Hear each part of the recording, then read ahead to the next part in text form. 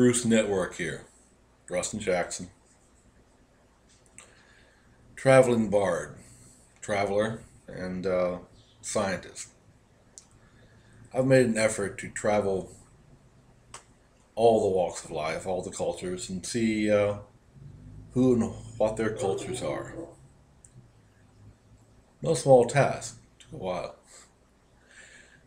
Yesterday, May 25th, millions of people, a million people marched around the world protesting genetically modified organisms. Not one word reached mass American media. CNN didn't report it. No major network reported it.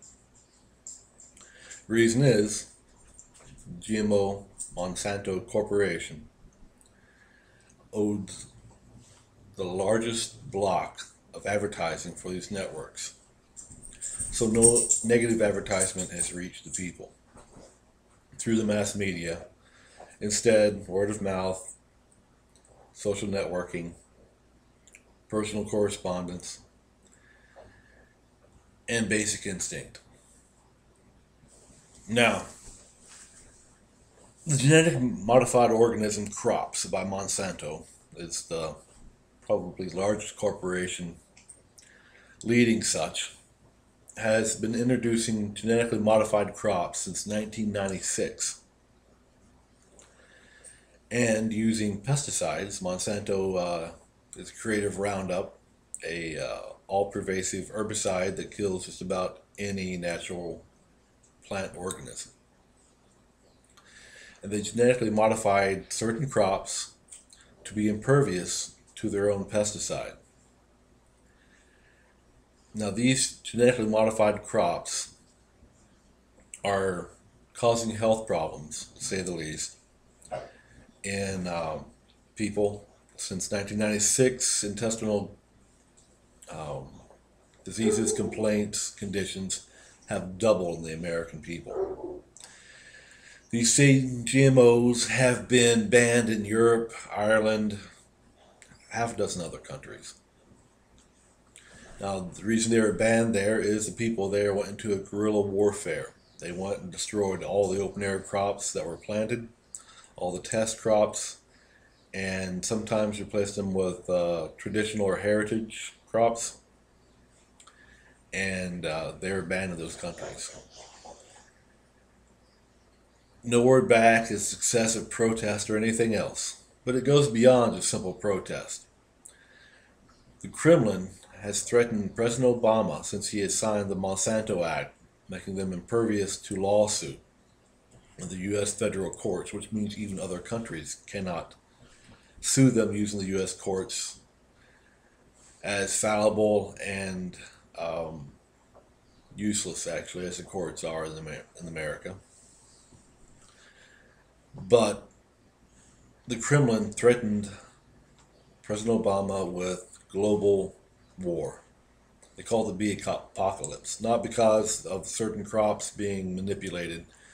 A person who's smart can avoid these crops growing organic food in their home gardens, and therefore is not a global situation. However, they also have created an insecticide.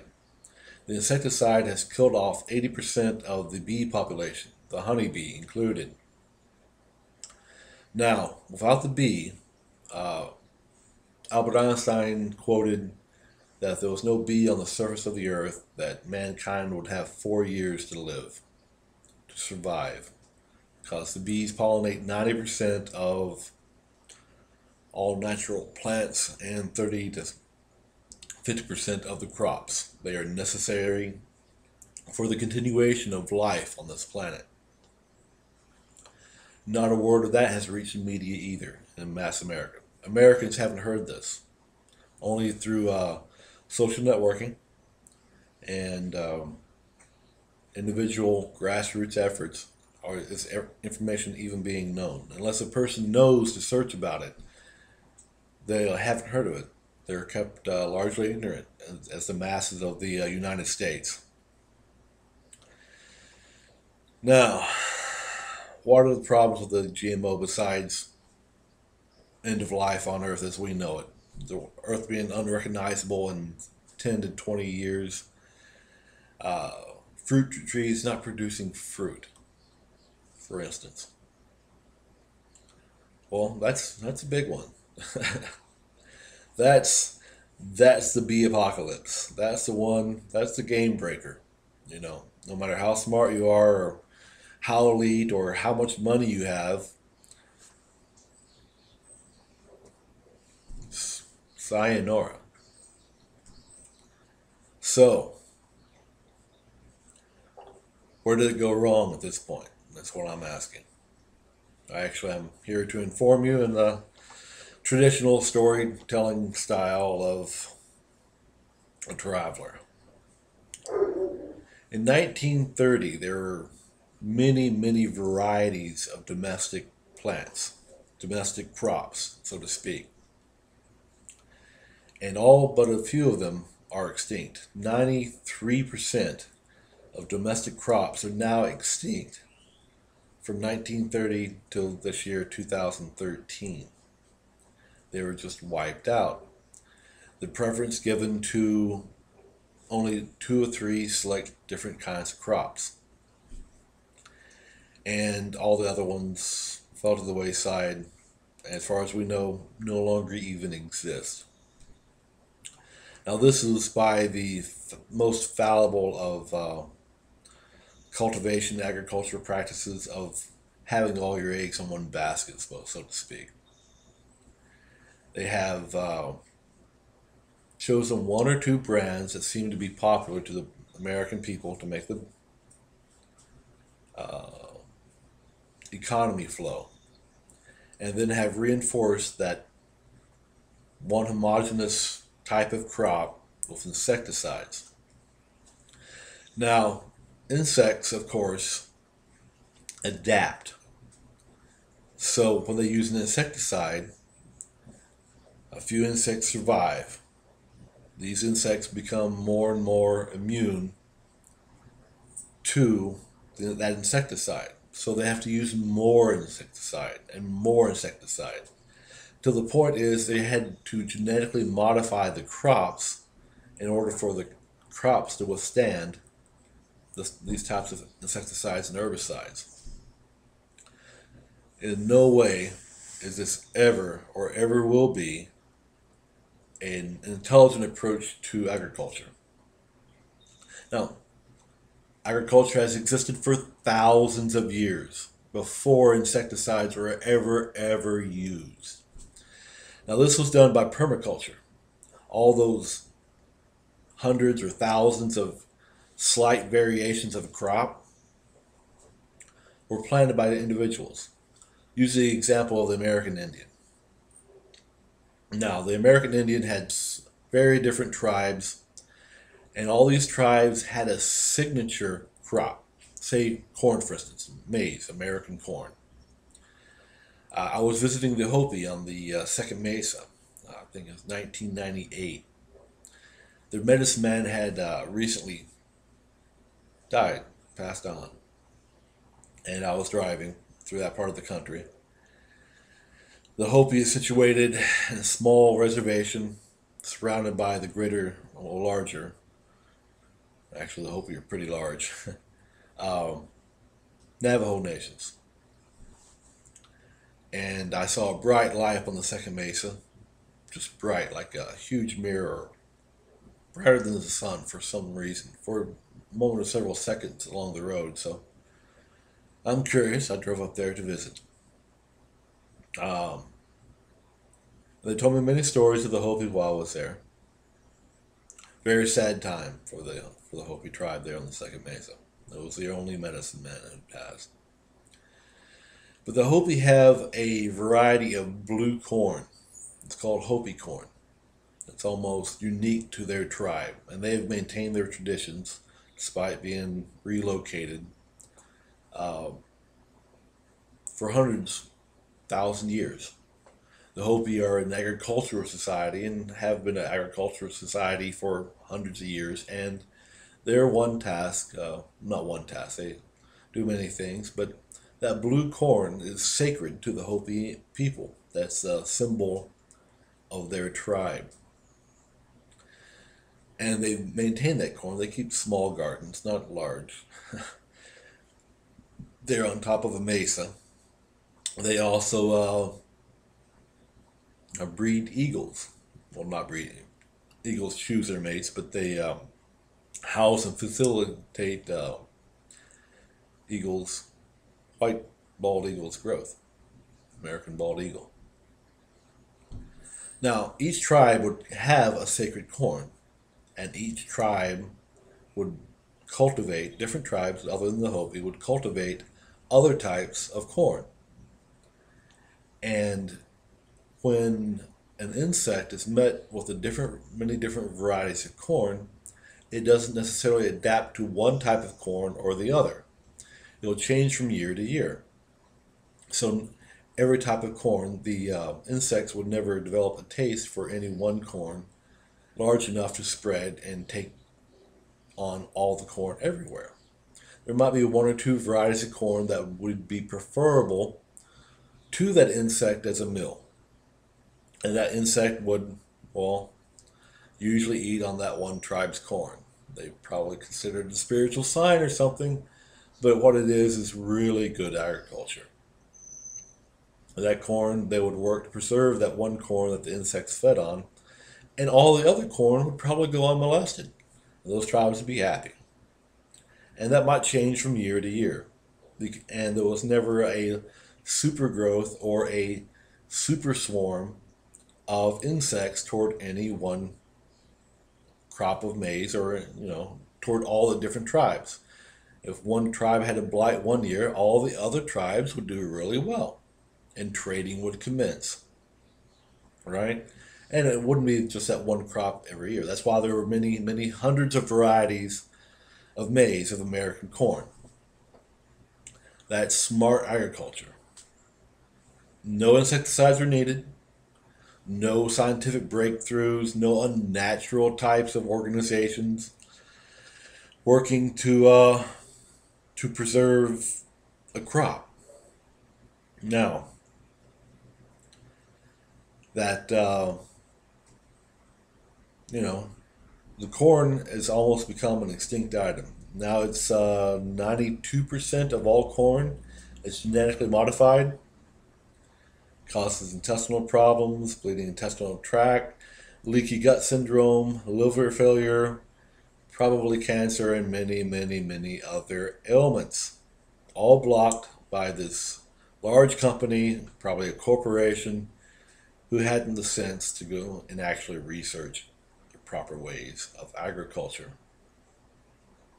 There is also permaculture, where one plant could be planted beside the crop that was bothered by the insect. Say this is the crop that the insects were eating. There's a plant that be planted beside this that is a negative component to that insect, a completely natural way where that insect wouldn't like to be around this other type of plant. Intermingled with the planting of permaculture protects that one crop. Again, completely natural. No mass chemicals, no mass insecticides. Preventative.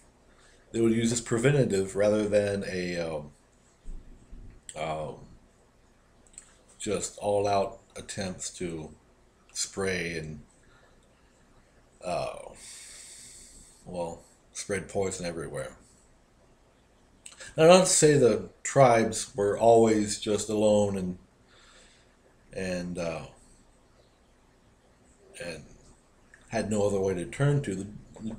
The Native American tribes would cooperate. In fact, there was a tribe called the CREE.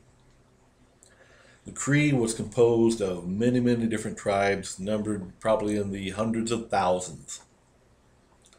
And the CREE would cooperate. Anytime an outside enemy threatened the tribes, the various tribes would get together and nominate a temporary war leader. They have a peace leader as well. But during times of war, when their ways of life were threatened, or their crops were being wiped out, or raids were being performed, the CREE would elect a Okimana, or Okimekanen. Okimakanen? Yeah. My pronunciation, of course, is hundreds of years ago, or dozens of years ago, or tomorrow, or now. And all the tribes would come together under this one war leader and wage war on their external enemies. So, if the creek would rise, is the question, and that's what the phrase meant. Is pretty much all the tribes united were a formidable and are a formidable force. Now, that the even Russia has threatened global war on the reduction of the honeybee from insecticides. War is coming, and I'm as far as just telling you the little story here in case you hadn't heard it. Sad times indeed. Myself, I was a beekeeper at one point in time. I was a president of a Kimmel County Beekeepers Association back in 1996. I have many interests and traveled many far ways and met many peoples, gaining hopefully the wisdom of each people that I met and increasing wisdom as I went. Many also call me Sage, that's the first name. Anyways, be aware. Quickest way is to have a mass awareness. Boycott Monsanto. Any processed foods, 75% of processed foods in the grocery stores today are genetically modified organisms. That includes 92% of maize, American corn, 92% of soy. Odd how those two crops are targeted. The American crop and Asian crop. Widely used in both cultures. And perhaps it was just the two largest crops. But anyways, people, it's time. Tribes should come together. There was a Cree proverb that a rainbow warrior would rise up when the earth was ravaged, across all the boundaries together as from many tribes, as the CREE. And this warrior would fight and heal the ravaged earth. And it is a critical point. No doubt about it. All the scientists agree. People agree. All reports, if you do any minimal research, you'll see hundreds of thousands of reports. All of them bad. Other countries denying it. The United States probably has the lowest quality of civil quality anywhere. People are kept in the dark only by personal interactions, word even being spread. So, research. Tell your friends. Tell everybody, regardless of who they are or where they're from. New creed together. All right?